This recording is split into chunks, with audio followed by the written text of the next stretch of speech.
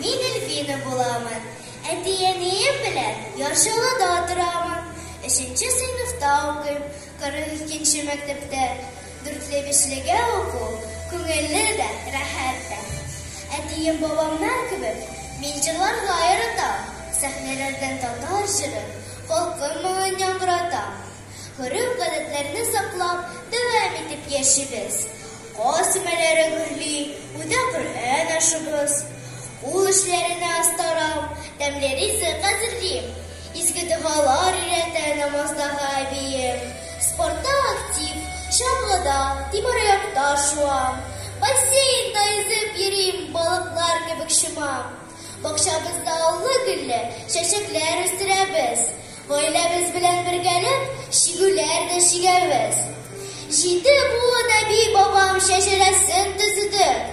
Киләчәккә барыр өчен тарихын белик элек. Әни мине тугаштым да, ак биләүгә биләгән. Бабам үргән тал бишеккә салып, бәле кирәр җырын киләгән.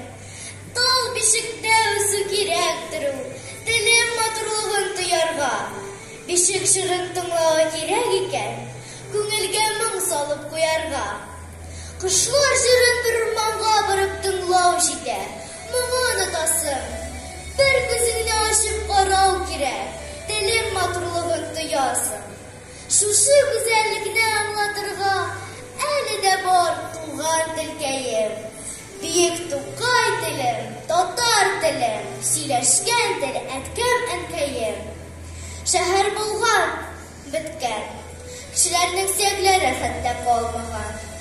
Телем калган әби-бабайлардан, моңым мирас булып сакланган. Мин татармын, нәсел шәҗәрәмне дәвам итәр өчен туганмын. Бөек телем югалмасын өчен, белемемне көчле